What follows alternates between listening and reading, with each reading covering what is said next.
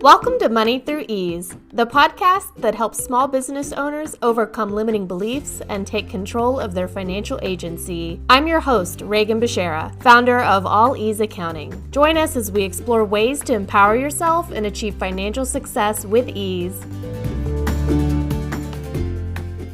Ready for an accounting date with an expert bookkeeper? Sign up for a fourth quarter fling. I'll send you a customized workbook, expert insights about your business, and you get a one-on-one virtual call with me. Plus, an early bird bonus awaits if you sign up by October 1st. It's cuffing season, so let me take your business on an accounting date. Find all the details in the show notes and secure your spot now. Okay, you guys, welcome to another episode of Money Through Ease. I'm your host, Regan Bashara. I'm so excited to be bringing you this topic today. I came up with this idea yesterday. I was on a call with some folks that I am in community with. They are other entrepreneurs, and it's not even just people in the United States. We have folks coming in every week from the UK and New Zealand and Australia. And I think that's it. Like the United States, UK, Australia, New Zealand, like the timing that we meet for this call every week just happens to be the perfect time for like all three of those time zones. So we usually have folks from all over the world just kind of chiming in. We work on money mindset, just business owner mindset in general. And I had this thought on our call, and I was like, oh my gosh, write that down like immediately. And I knew I just had to record a podcast episode about it. So this is a fresh idea in my mind. I quickly jotted down some notes that I want to share with you and talk about pricing drama. I know so many folks that are entrepreneurs and business owners have so much mental drama about what to charge for their products and services. So we're going to talk about it today. And if this is something you've been avoiding thinking about, well, then that just means this podcast episode is serendipitous for you. And then at the end, I'm going to tell you about something special and amazing that has to do with what you choose for the price of your offers. So make sure you listen. I was about to say watch. This is not a video podcast. Make sure you listen to the end, through the end of the episode, like not the tag at the end, but the end of like just me talking, because I'm going to tell you about a way that I can help you choose the right price for your offers and also choose the right price for your offers that is going to help you meet your business goals faster. So let's dive right in. Pricing drama is what I think of as being unsure, uncertain, not confident about what you are asking people to pay you as a business owner for the products or services that you are selling. So you set a price for a product, you set a price for the service that you provide. Maybe you actually don't have control over the price. Maybe you work in like healthcare. And so like a lot of the price for healthcare services is dictated by our insurance companies, which is a whole other topic that we could get into on another day. That's not the purpose of this episode. I'm specifically speaking to the business owners and the entrepreneurs that do have the ability and the agency to determine their own price. And you can totally choose whatever number you want for whatever it is that you're offering to your clients and customers. You can set the price to $100,000 if you want. You can set the price at $0 if you want. It is completely within your control, if it is within your control, to set the price at whatever number you pick. And numbers are just neutral, right? Numbers comes from the system of counting things. So when we talk about the price in the United States specifically, we're talking about how many US dollars or percentages of US dollars we're asking somebody to give us in exchange for a product that we made or a service that we're offering, or maybe access to some sort of community or education or teaching or content that we're putting out. So we're just asking for a number. And it doesn't mean anything about whether or not we are overinflating our prices or undercharging or what somebody else can afford or what's within most people's budgets. All of those considerations, all of those thoughts are just that.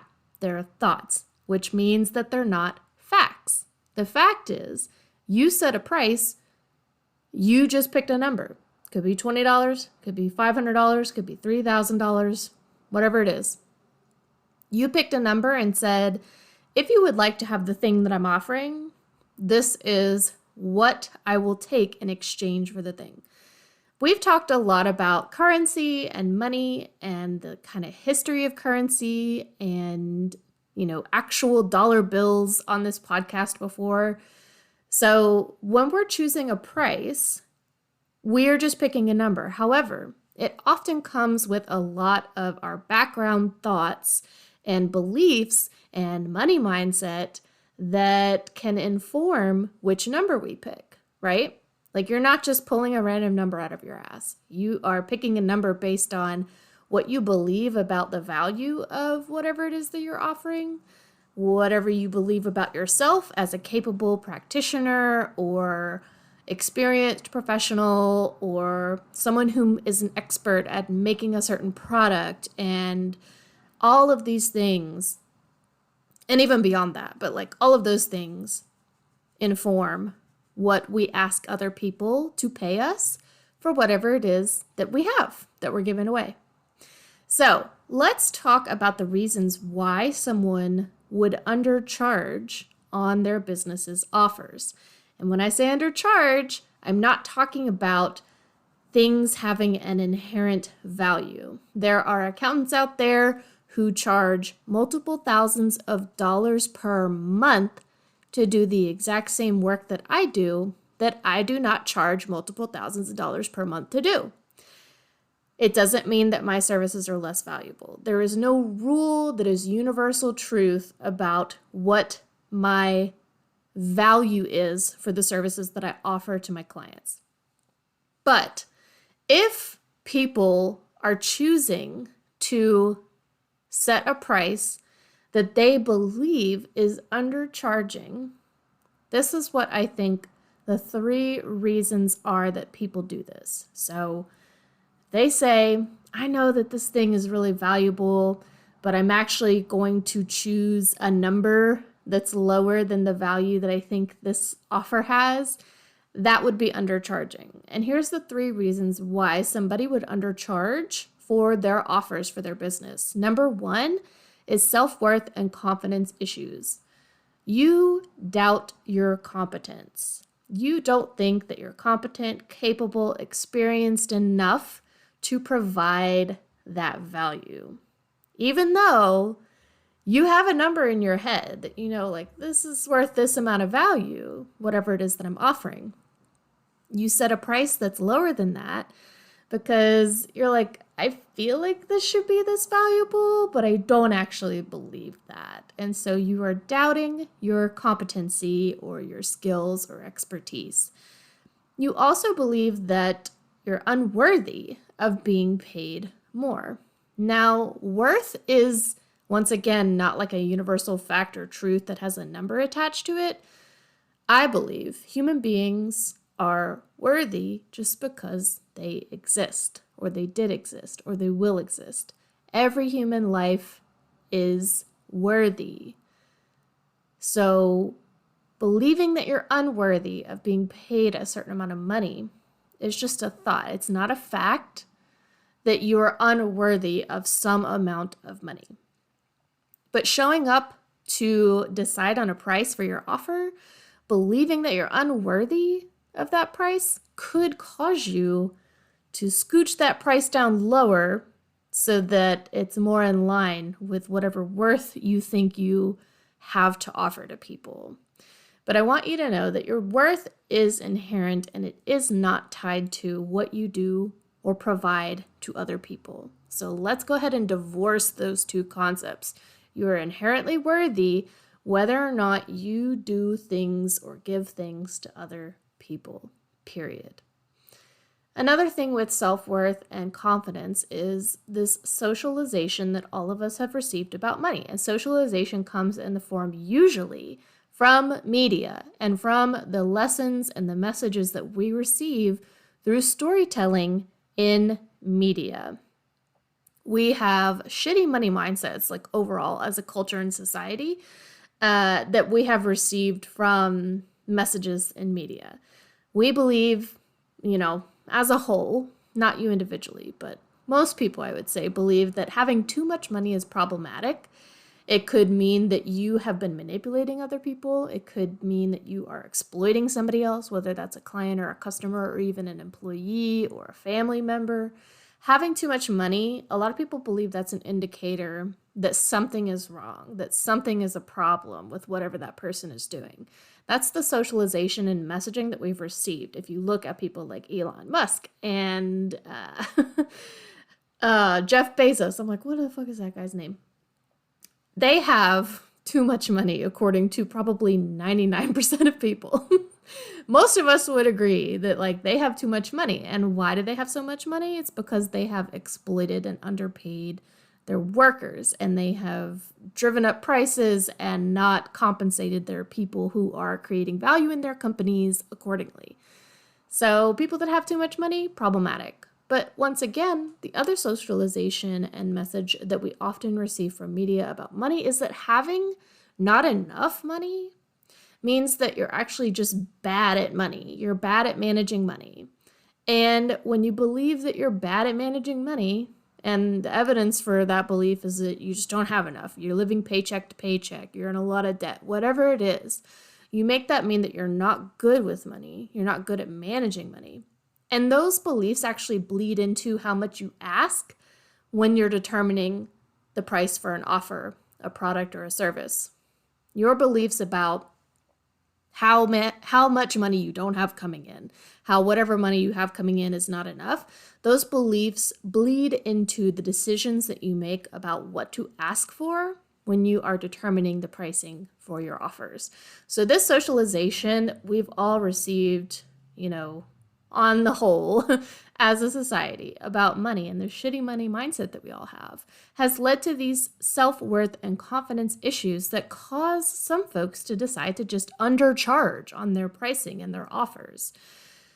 Number 2 reason why somebody would undercharge is fear of rejection. Do you worry that you are going to be driving potential customers away if you raise your prices?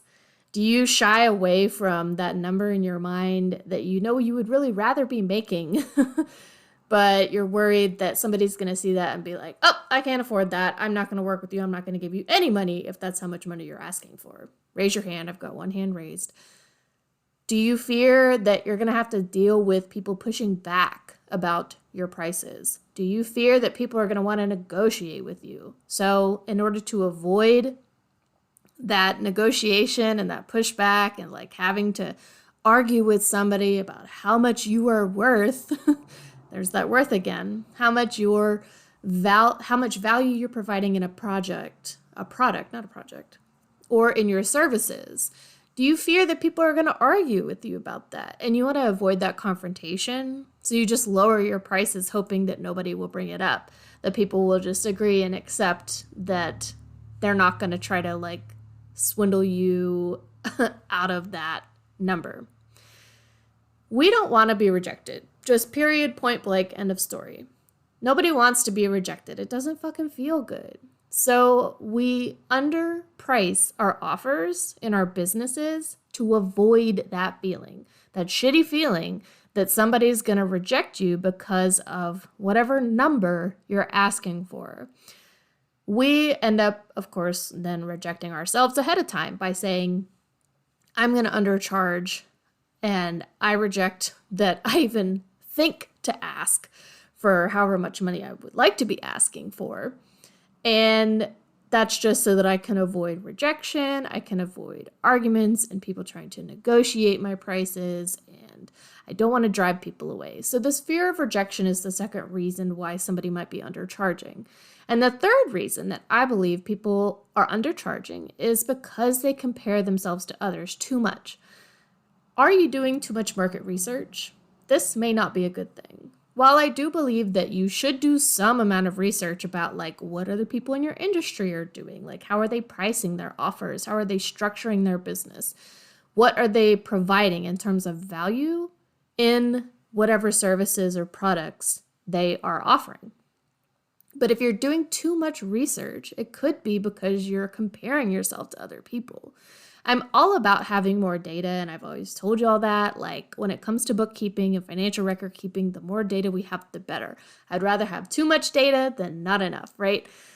But when it comes to determining a price for your offer, it might not be a good idea to have too much data.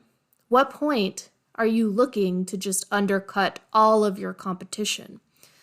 I think that no matter what price you pick, there will always be somebody charging more, and there will always be somebody charging less than what you charge for your thing. Unless you're charging $0, there might be other people doing that for free. There's probably not people that are paying other people to buy their product. So unless you're charging $0, there's probably somebody charging less than you. There's always going to be somebody charging more than you. So why do you have to be the cheapest option? So I talked about being on this kind of community call with other entrepreneurs. I have it every Sunday with a group of folks, and this came up on a call many months ago. I was speaking to somebody who's a lawyer, and every week we meet and we pretty much always talk about money when it comes to business stuff. And they told me in a conversation, they were just kind of like explaining a story, blah, blah, blah. And they said, well, because I have to be the cheapest option. And I was like, whoa, whoa, whoa, whoa, whoa. What? Like, are you serious right now? Those words just came out of your mouth. You have to be the cheapest option. And they were like, what? Did I say that? I'm like, yes, you literally just said, I have to be the cheapest option. I have to like undercut everybody else in order to get any clients. And I was like, holy shit, this is blowing my mind right now. If you believe that you have to be the cheapest option, why is that? If you're thinking to yourself right now, well, if I'm not the cheapest option, then there's going to be people that are looking for the cheaper option. And so they're going to pass me by. So this goes back to that issue, that reason of self-worth and confidence and rejection and imposter syndrome, like believing that somehow you've like tricked people into thinking that you're somehow an expert that's providing value when you're really not, you don't know what you're doing, blah, blah, blah. And then that socialization about having too much money or not having enough money and being bad with money. If you believe I have to be the cheapest option or people are going to pass me over, that could be the reason that you're comparing yourself to other people and therefore undercharging and using other people as the reason to undercharge. And nobody wants that responsibility. That's your decision to make. It's not anybody else telling you that you have to do it. You're the one seeking out other data. You're the one seeking out what other people are doing to try to undercut them. And that's on you. Believing that someone else is more successful than you, that's why they're allowed to charge more, and you can't charge as much as them. This is another reason that we shouldn't be comparing ourselves to other people too much, because when we believe, oh, well, it's okay for them to charge more than me because they're actually just more successful, they're actually just more educated, they have a lot more experience than me, they're a man and I'm a woman, and so people naturally gravitate towards men in the financial field because we all believe that men are just somehow naturally better at money than women are. All that bullshit, right? You're using that as an excuse to charge less when picking a price is literally just picking a number. And this is what I mean when I say that like all of this comes back to all of the things that you believe about yourself and all the money mindset that you have coming in to inform the decision that you make about what to charge for your offer. So those are the 3 reasons why I think people undercharge on their business offers. Number 1 is self-worth and confidence issues. Number 2 is that fear of rejection. And number 3 is comparing yourself to other people doing too much market research. You don't need that much data. You really just need to pick a number that's as simple as it is. So here are the 3 truths that I believe about pricing. Once again, I'm not like an all omnipotent, all-knowing being. These aren't like universal truths, but this is what I believe about pricing. Number 1 truth that I believe about pricing is value means something different for everybody. When we're talking about worth, I believe that everybody is inherently worthy, pretty much of, life, healthcare, food, housing, clothing, peace, relaxation, whatever. Like, I believe that everybody is worthy of respect and dignity. Value is different, though. Value means something different for everybody. It's subjective. You may think that something that you're throwing away in the trash has no value, but I want to tell you, I've recently started junk journaling. And literally, things I used to throw away and that other people right now are throwing away have value because I use it for one of my creative hobbies. Value is subjective. It is based on your individual experiences, needs, desires, and of course, budget, right? If you have this much money coming in, you can either spend that much money or spend more of it on credit, and then you end up owing, blah, blah, blah, whatever. Value is based on your individual needs, experiences, desires, budget. Even if somebody believes that what you're offering is valuable, they may still decide that they can't afford it within their current budget. And let's go back to episode 41 of Money Through Ease, where I talked about the concept of you can either make it work or you can make more money.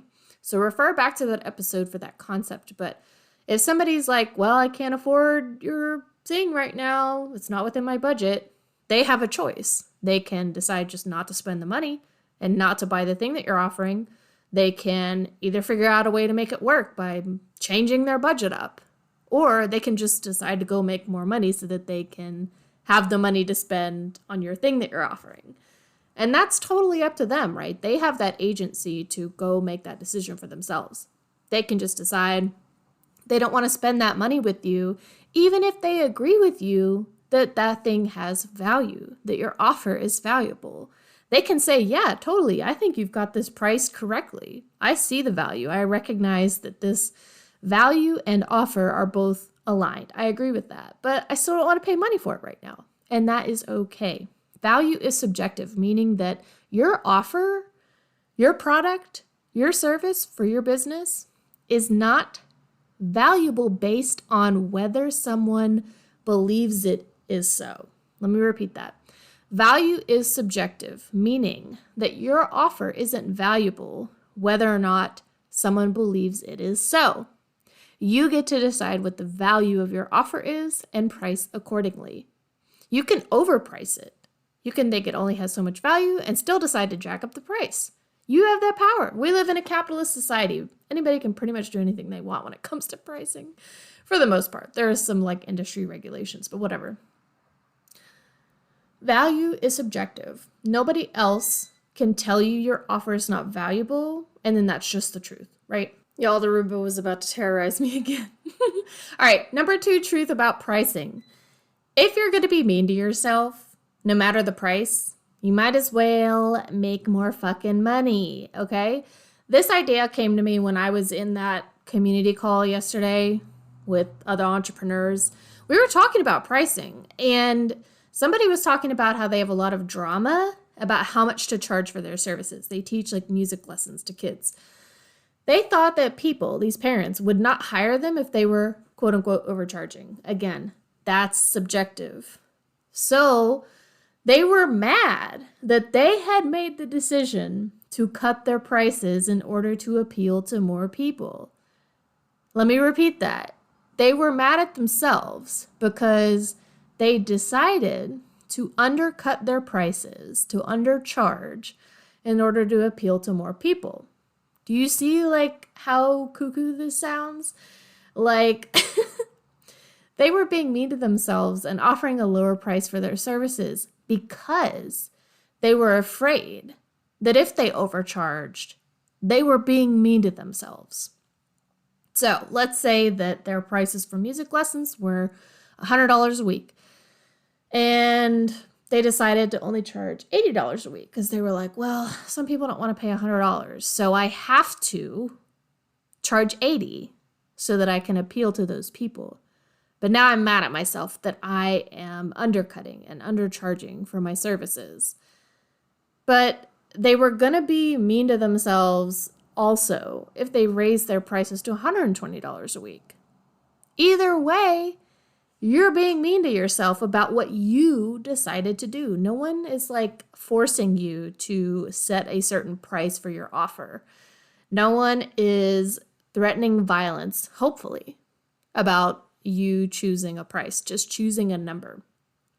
But if you're going to lower your prices to appeal to people who don't want to pay $100 for your services, and then you're going to be like, man, I really wish that I hadn't lowered my prices just to appeal to these people who don't want to pay my prices.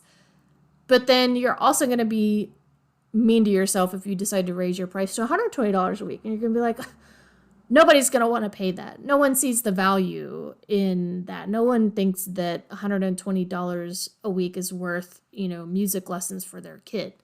So you're being mean to yourself either way, but you decided that undercharging was the better option for some reason. And to this, I say, if you're going to be mean to yourself, no matter what your fucking prices are, then go with the option where you make more money. Like if you're going to shit on yourself for lowering your price to appease people, but you're doing that because you don't want to be mean to yourself about raising your prices and being like, there's no way I can raise my prices. Nobody's going to pay that my services aren't worth that much. There's not that much value in my services. You're being mean to yourself, whether or not you over or undercharge, quote unquote, also subjective. Why would you not pick the option where you'd make more money? This just like totally blew my mind when we were on this call having this conversation. And I was like, ooh, write that down. I need to make a podcast episode about this because this is brilliant. Why, if you're worried about being mean to yourself, would you choose the lower price? If you're going to be mean to yourself anyways, pick the fucking higher price. Make some more goddamn money. Okay, I'm going to get off my soapbox. That was the second truth about pricing. If you're going to be mean to yourself over or undercharging, pick the option where you make more fucking money. Number 3, the truth about pricing number 3 is profitability does matter. Knowing whether or not you have direct costs related to your offer is important. If you make a product that you sell, you need to consider the price of the supplies and materials needed to create that product. That is the direct cost of selling that product. If you have to pay for subscriptions or software that you use directly in the service that you provide to your clients, you need to consider that when it comes to what price you're picking, what number you're picking to offer. And then I see people saying to do this, take the total cost of your overhead and divide it by the number of clients and then work that into the price of your offer. No. Your offer price can be decided based on the value that you're offering with whatever your overhead costs are. But why would you divide it by the current number of clients? And then if you get more clients, does that lower the price for everybody? No. So it doesn't make sense to like just divide your overhead into your number of clients. Like that literally does not make mathematical sense. But anyways, profitability does matter when it comes to pricing. That is a truth. Because, I don't know about you, but like I'm in business to make a profit. I'm a for-profit business. If you're not, that's cool, but I'm here to make some money. I have bills to pay. Like living costs money. I'm going to try to make some money. So we need to consider if you have an offer that you're wondering what the heck to price it at, you need to consider the direct costs, any overhead that you have, but it doesn't mean that you should like just take all of your overhead. And by that, I mean like utilities, rent, advertising costs, phone bill, internet bill, et cetera, et cetera. We don't need to take that number and just divide it by the number of clients you have. That's stupid. Because when you get more clients, that number would go down because you've increased how many clients you have, which decreases the number or the division of your overhead. Anyways, okay. So that's number 3. Profitability does matter. So listen to me. This is the part where I wanted you to listen to the end. if you are considering changing your pricing or introducing something new in your business and you're not sure what price point is appropriate, I want you to get on my email list. Visit the show notes for this episode or any episode and go to my website. Download Chaos to Calm. That is your reward for signing up for my email list. It's my free receipt organization guide. Get your shit together for 2023 using Chaos to Calm. I want you to get on my email list because I am developing an entrepreneurial bookkeeping course that will be released in 2024. And that will include content about how to choose a price for a current offer. Maybe you want to change the price of a current offer, or choosing the price for a new offer that you want to come up with. So in Mind the Gap, which is my entrepreneurial bookkeeping course, there will be a community aspect to this work. So just like I've talked about in this episode, being in community with other entrepreneurs is amazing. I recommend it. You should not be doing this alone. I'm creating that community for you. So come be a part of Mind the Gap. And the reason that I'm telling you about this early, it is not being released to the public until 2024, but I'm telling you about this now early because I want you to come in and test drive this course for me. I want your feedback. I'm making something for you. I'd love to know your thoughts. You get the opportunity to request content specific to what you struggle with in your business. However, beta testing, so test driving Mind the Gap, beta testing is only being made available to my current clients. That means that you need to invest in being my bookkeeping client, booking a training on QuickBooks Online with me, signing up for a fourth quarter fling, which you can do through Christmas of 2023. I'm taking the last week off, y'all. Or you can hire me to do your catch-up accounting work. If you've got a big accounting project that needs to be caught up, you can hire me for that. Each one of these offers comes at a different price point, speaking of pricing. There is something that is accessible to you and your business, I promise. And the benefit is you get to beta test Mind the Gap at over 60% off that price. That discount will never be offered again for Mind the Gap, just FYI, and that ends at the end of 2023. So right now, visit the show notes, click the link to get on a consultation with me. Let's talk about which of these services that I just mentioned are right for your business. And then you can receive your exclusive invitation. You'll get to see Mind the Gap first.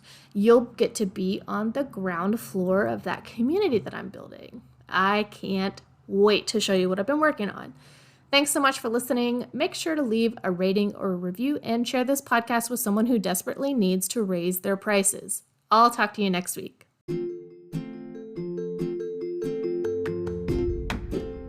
Thanks for tuning in to Money Through Ease. If you enjoyed this episode, make sure to subscribe to my email list to stay up to date on all the latest content. You can also follow me on social media at All Ease Accounting or facebook.com/accounting with ease for even more insights and updates. And if you're interested in learning more about my bookkeeping services, don't hesitate to schedule a complimentary consult today. Thanks again for listening, and I'll see you next time.